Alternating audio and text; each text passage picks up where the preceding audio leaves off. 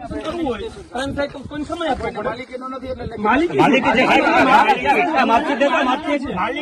રેવન્યુમાં માલિકી છે.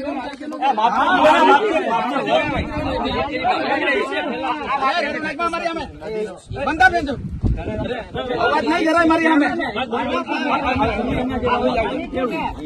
મારી સામે નહીં બોલવાનું. હું ધારાસભ્ય છું. બેન બોલે એટલે હું ખબર જ નથી. બોલે તો ખબર પડે.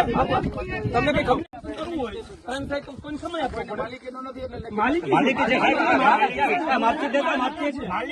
રેવન્યુમાં માલિકી છે.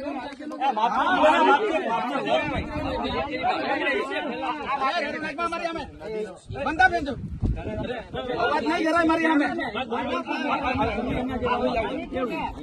મારી સામે નહીં બોલવાનું. હું ધારાસભ્ય છું. બેન બોલે એટલે હું ખબર જ નથી. બોલે તો ખબર પડે.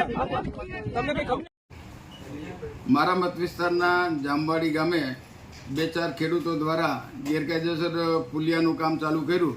એટલે ત્યાંના સરપંચીએ 3 નોટિસ આપવા છતાં બંધ ન કર્યું અને સરપંચશ્રીએ મામલતદારને રજૂઆત કરી. એટલે મામલતદારે એ પુલિયું બનાવવા માટે મનાઈ હુકમ આપવામાં આવ્યો. એટલે એ લોકો ડેપ્યુટી કલેક્ટરમાં અપીલમાં ગયા અને ડેપ્યુટી કલેક્ટરે સ્થળ નિરીક્ષણ કરી અને એવો ચુકાદો આપ્યો કે 1 મીટર સુધી આ બ્રિજ પુલ તમે બનાવી શકશો. એને બદલે 4 મીટર પુલ બનાવી નાખ્યો એની. અને એને હિસાબે ભારે વરસાદ થતાં ઝારી ઝાકરા ભરાઈ જતાં 300-400 વીઘામાં પાણી ભરાઈ જાય. અને એટલા માટે એ તોડવા માટેનો મેં ફરિયાદ સંકલનમાં પ્રશ્ન મૂકેલો.